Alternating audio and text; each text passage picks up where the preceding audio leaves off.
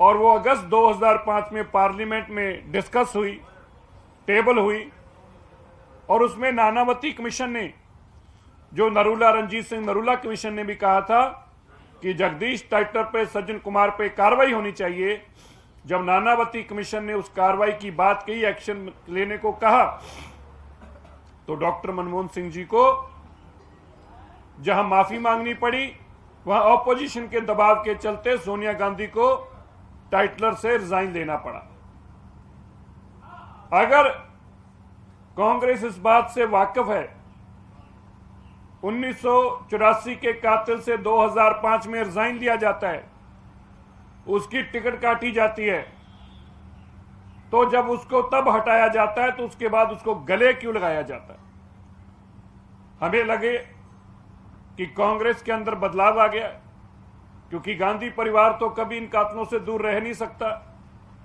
उस वक्त की रणनीति बनाने में सोनिया गांधी, राजीव गांधी ये प्रमुख तौर पर दोषी थे, क्योंकि सोनिया गांधी भी उस वक्त मौजूद थी घर पर जब ये सारी रणनीति बनाई जा रही थी, किस तरह से सिखों को मारा जाएगा, कौन कौन लोग उसकी जिम्मेवारी ले रहे थे, किन किन ने कहा था कि हम लोगों को लेके आएंगे, उनको कैसे केमिकल प्रोवाइड कराया गया, कैसे उनको फ्यूल प्रोवाइड किया गया आग लगाने के लिए, कैसे उनको घरों की लिस्ट प्रोवाइड की गई। सारी की सारी जानकारी सोनिया गांधी और राजीव गांधी को बखूबी जानकारी थी। यही कारण रहा अब तक कि सोनिया गांधी चाहकर भी ना सज्जन कुमार को हटा पाई पार्टी से, ना HKL भगत को हटा पाई, ना धर्मदास शास्त्री को हटा पाई, ना जगदीश टाइटलर को हटा पाई।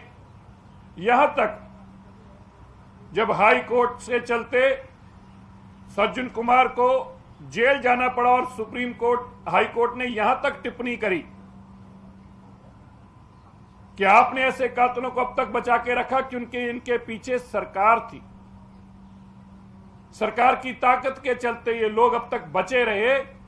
और ये सब तब हुआ जब NDA की सरकार बनी और भारत के प्रधानमंत्री ने विश्वास दिलवाया सिखों को, हम इन कातलों को जेल में डालेंगे। मुझे दुख है आज भारत की सरकार इस प्रण के साथ SIT बनाए, इस वादे के साथ कातलों को ढूंढ ढूंढ कर जेलों में डाले, और दूसरी तरफ कांग्रेस अपना वही राक्षसी रूप, कांग्रेस अपना वही राक्षसी रूप दोबारा से इख्तियार करे।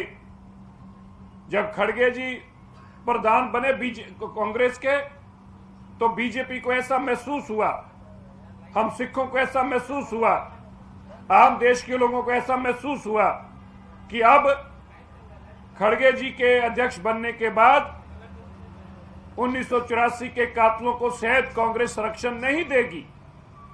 लेकिन यह भी गलत साबित हुआ।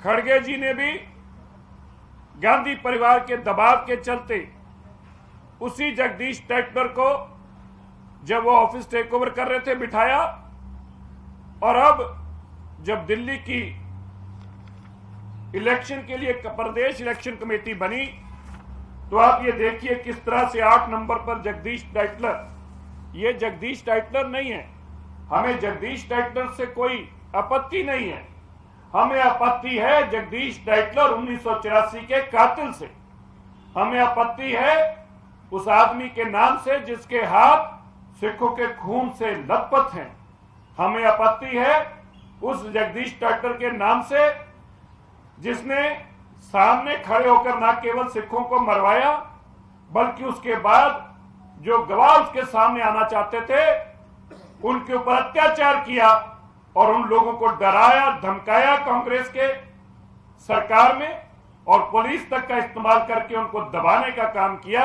हमें आपत्ति यह है, हमें दुख भी है, हमें खेद भी है, और हमें इस बात का अफसोस भी है। आज 36-38 साल बीत जाने पर भी कांग्रेस के मन में और खास तौर पर गांधी परिवार के मन में जो सिखों के प्रति नफरत, द्वेष, जो सिखों के प्रति वैर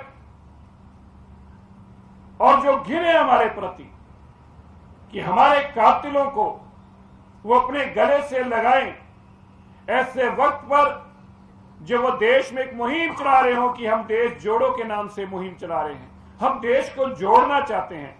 मैं राहुल गांधी से, सोनिया गांधी से पूछना चाहता हूं, कातिलों को गले लगाकर देश को कैसे जोड़ा जा सकता है? कातिलों को संरक्षण देकर देश को कैसे जोड़ा जा सकता है? कातिलों को अपने साथ बिठाकर आप देश को कौन से जोड़ने की नीति बताने जा रहे हैं? इन कातिलों को अब तक आप बचाते रहे, लेकिन कांग्रेस की कमांड खड़गे जी के हाथ में आने के बावजूद, खड़गे जी आप भी एक बहुत पिछड़ी, बहुत छोटे परिवार से निकले हैं। शायद आप इस दर्द को जरूर महसूस करते होंगे जब ताकतवर लोग अत्याचार करते हैं, लेकिन यहां तो ताकतवर लोगों ने एक पूरे रिलीजन के ऊपर, एक कम्युनिटी को मैसेकर, एक कार्नेज जड़ से उखाड़ देने का प्रण लेकर गांधी परिवार ने हमारे ऊपर हमला किया। और खड़गे जी आप भी वही निकले। हमें आपसे यह उम्मीद ना थी। हमें लगा था कि कम से कम मल्लिकार्जुन खड़गे जी के आने के बाद उन कातिलों को कांग्रेस के दफ्तरों से बाहर निकाला जाएगा। हमें लगा कि शायद अब गांधी परिवार का वजह खत्म हो जाएगा और 1984 के कातिलों को कांग्रेस से बाहर का रास्ता दिखाया जाएगा। कहा जाएगा तुम कातिल हो, तुम इस दफ्तर में नहीं घुस सकते, तुम कातिल हो, तुम हमारी पार्टी के औहदेदार नहीं हो सकते, तुम सिखों के कातिल हो, हम सिखों को गले लगाएंगे, हम सिखों के कातिल को गले नहीं लगाएंगे। हमें खड़गे जी ऐसी उम्मीद थी, ऐसी भावना थी हमारे मन में आपके प्रति, पर हमें बड़ा दुख हुआ है यह जानकर कि खड़गे जी आपके अध्यक्ष बनने के बाद भी न तो कांग्रेस की सिखों के प्रति नफरत खत्म हुई, न तो गांधी परिवार को आप सिखों को संरक्षण देने से रोक पाए। हमें इस बात का खेद है, दुख है और अफसोस है। और मैं बड़े दुख के साथ आज ये कह रहा हूं, 38 साल हो गए, इतना बड़े कातिल को कांग्रेस अपनी चुनाव समिति में स्थान दे और दिल्ली के अंदर हमारे मुख्यमंत्री अरविंद केजरीवाल और पंजाब में 92 सीटों पर सिखों का साथ लेकर जीतने वाली पार्टी, उसके मुंह में फेविकॉल चले जाए। अरविंद जी आप भी हमारे अपने ना रहे, आपने तो वोटें ली अभी सिखों से, 92 सीटें आपने ली हैं और आपने तो बड़ी बड़े प्रण लिए थे। अरविंद केजरीवाल जी आपने तो यह भी प्रण लिया था कि मैं 1984 के कातिलों को सजा दिलवाने में आपका साथ दूंगा। विधानसभा में आपने प्रण लिया था, उस पवित्र हाउस में आपने प्रण लिया था। क्या हुआ आज आपका? यार हमें आपसे तो यह उम्मीद नहीं थी। आप भी इस घटिया राजनीति का हिस्सा बन जाएंगे और कांग्रेस जब कातिलों के नाम पर वोट लेना चाहेगी तो आप हमारे हक में आकर खड़े नहीं होंगे। हमें आपसे उम्मीद इसलिए है क्योंकि आप दिल्ली के मुख्यमंत्री हैं।